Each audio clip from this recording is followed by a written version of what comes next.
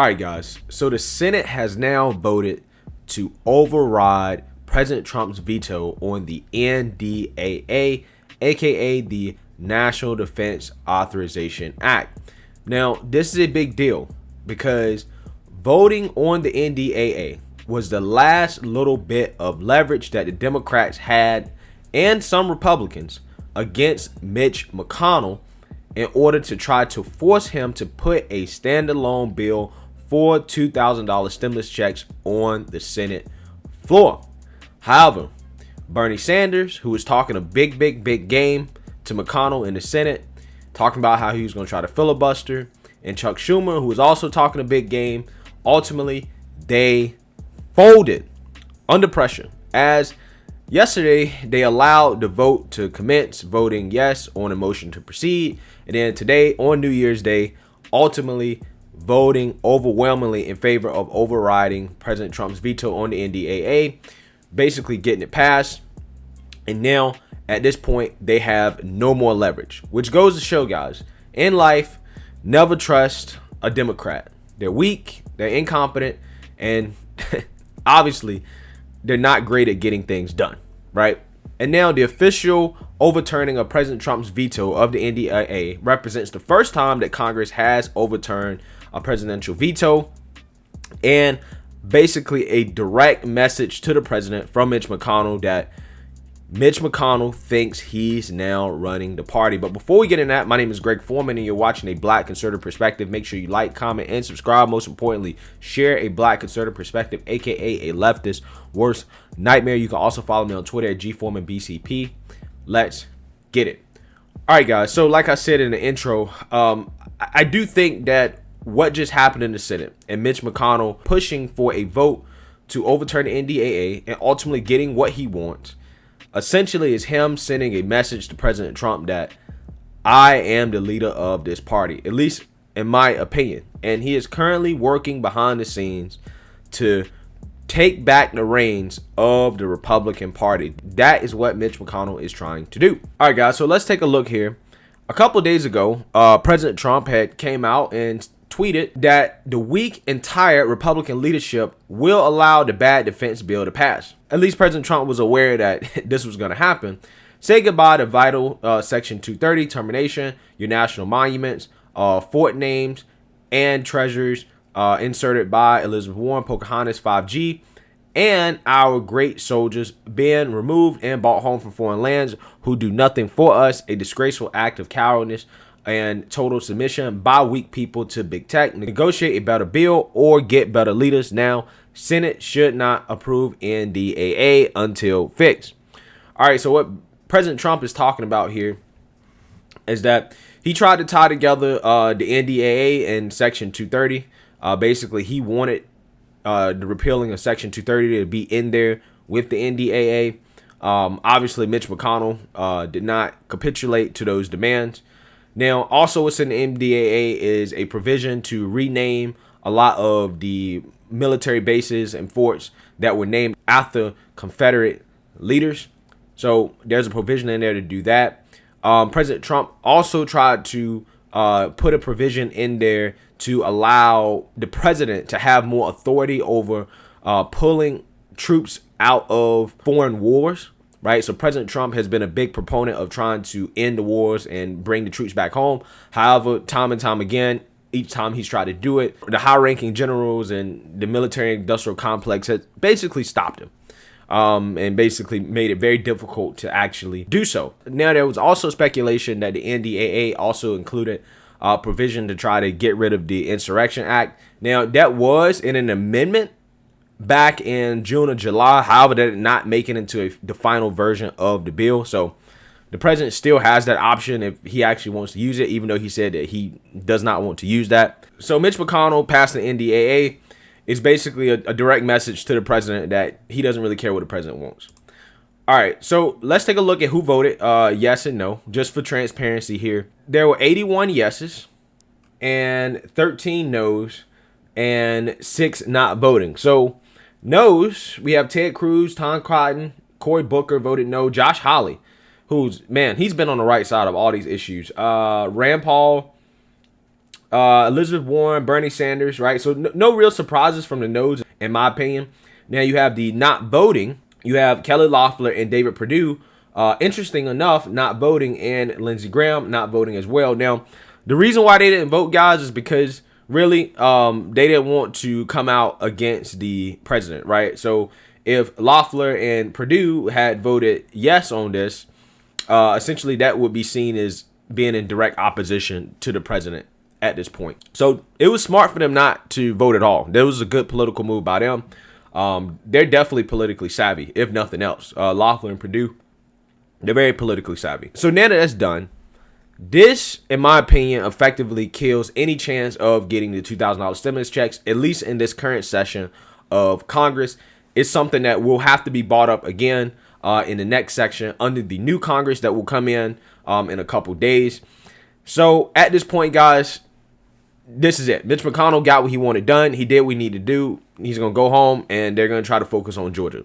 That's what's going to happen. So moving forward, McConnell is not only facing some backlash in his own Senate, but he's also facing some backlash from the broader GOP, as well as state legislators are listening to the voters in their states, and they are trying to investigate the voting irregularities and the election integrity of their states. And it's one of the state legislators from Pennsylvania, which is a state that's been under a lot of scrutiny, right, from the president and a lot of others, has stepped forward and asked Mitch McConnell and Kevin McCarthy, who is the minority leader in the House, to dispute the Pennsylvania election results until an investigation is conducted into the numerous claims of fraud.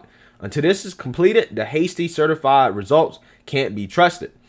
All right, so he submitted this document, this letter to them, and I'm just going to go ahead and read the first two parts here and then go from there.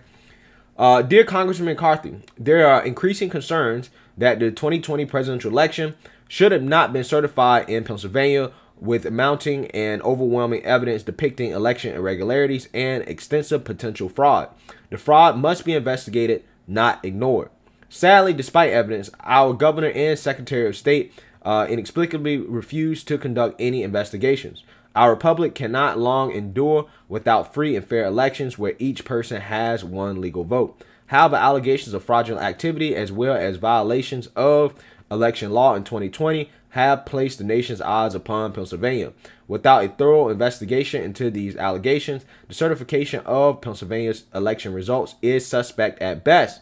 There has nothing to do with overturning any election results, but rather ascertaining if the allegations of fraud corrupted the outcome of the vote. There are simply too many questions that remain unanswered to say that the results can be trusted, and therefore the certification is premature, and the results must be disputed until an investigation is completed. All right.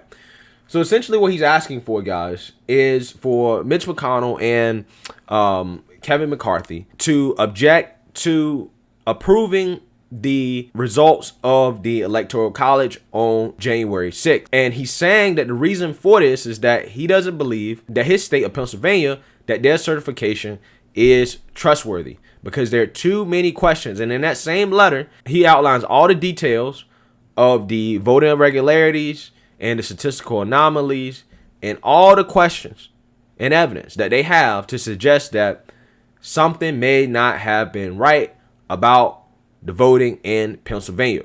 Now, that's what he outlines in the letter. He sent this to Mitch McConnell and Kevin McCarthy, asking them to stand up on January 6th to, at the very, very least, question the results of the Pennsylvania election.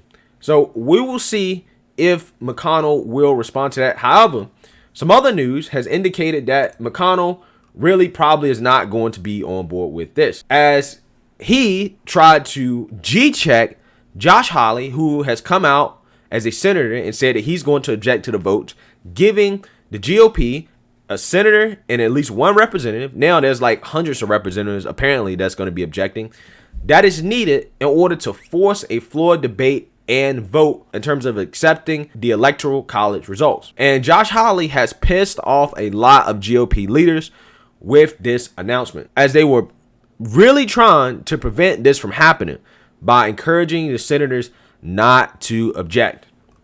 Now, According to Axios, in an extraordinary conference called this morning with fellow Senate Republicans, Majority Leader Mitch McConnell said his January 6th vote certifying Joe Biden's victory in the 2020 election will be, quote, the most consequential I have ever cast, according to a source on a call and two other sources brief on the private remarks. Now, what Mitch McConnell means is that it's going to be the most consequential because he knows that he's going to vote in favor of certifying Joe Biden. He knows that. And because of that, he knows that he's going to take so much heat from the base. He's going to be seen as a traitor, and it could possibly end his political career and possibly fracture the GOP in half. He is right about that. What's going to happen on January 6th may fracture the GOP, like literally in half, between those who stand behind the president and those who don't. Some people may argue we're already at that point. But January 6th will solidify that because this is the last opportunity for the GOP to stand up for the president in regards to this election. This is the last opportunity for them to do it. So if they don't do it on January 6th and they officially certify Joe Biden as president, or at least they don't try to fight, because you need the Democrats to get on board too. And everybody that didn't stand up for the president possibly could get primary. Their careers are in jeopardy. I mean, let's be real. So this is a big deal. The conference call came in the wake of Senator Josh Hawley defying Mitch McConnell's wishes and publicly declaring that he'll object to certifying the electoral votes in Pennsylvania and perhaps in other states as well. McConnell had previously urged senators not to force this vote, which he believed would put Republicans up for re-election in 2022 in a horrible position, forcing them to choose between defying the most popular politician in the party, Donald Trump, and undermining democracy. McConnell said on the call that the January 6th vote is a vote of conscience, these sources said. A source paraphrased McConnell as saying, I'm finishing 36 years in the Senate and I've cast a lot of big votes, including over war and impeachment. And in my view, just my view, McConnell said, this will be the most consequential I have ever cast. The context was McConnell saying we're being asked to overturn the results after a guy didn't get as many electoral votes and lost by 7 million popular votes, the source said. Sounds like Mitch McConnell talking big smack against President Trump. And behind the scenes, many Republican senators are furious at Hawley for forcing them to take what Trump is setting up as the ultimate loyalty test on January 6th. On the call, McConnell asked Hawley to explain what he planned to do on January 6th, said a source on the call. Then Indiana Senator Todd Young pressed Hawley on which states he planned to contest, and Pennsylvania Senator Pat Toomey defended the integrity of his state's elections. This is interesting because what Pat Toomey is saying is in direct opposition to his state's legislator in regards to the election integrity. Guys, again, that just goes further to let you guys know how divided the GOP is at this point.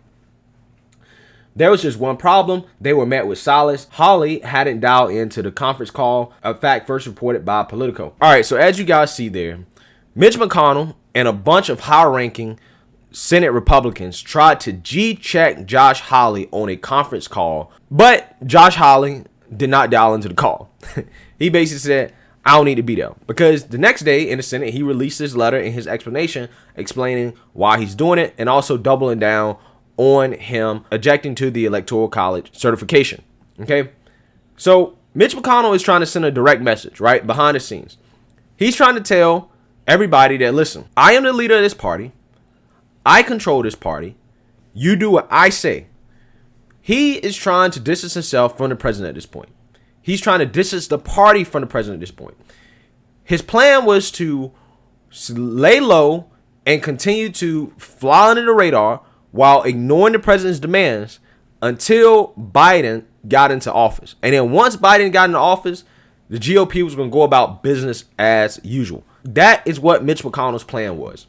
However, it has become apparent that his plan is not going to work, at least without a lot of fireworks and a lot of drama and controversy happening along the way. At this point, guys, the biggest question is, after January 6th, regardless of what happens, after January 6th, it's going to be interesting to see how people perceive the GOP after that, right?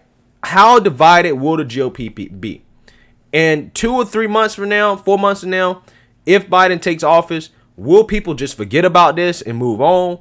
Will they just fall back in line behind McConnell and the establishment Republicans? Or will Trump still be the leader of the party, and will he still have influence over the policy making within the Republican Party? I think that's the biggest question at this point. And in my opinion, McConnell's indicated that he sees a GOP future without Trump. Because if he actually gave a damn about what Trump said, this NDAA thing would have been different. He would have made a serious effort to try to at least modify Section 230. He would have made a serious effort to try to pass $2,000 stimulus checks. He made a serious effort to investigate the election. McConnell has not made a serious effort on any one of those fronts. He's come out and said that he, supports Biden. And that's basically where McConnell's at this point. He wants to go about business as usual. But it remains to be seen whether or not he's going to get his wish. So let me know what you guys think. Make sure you like, comment, and subscribe. Most importantly, share a Black conservative perspective. Peace.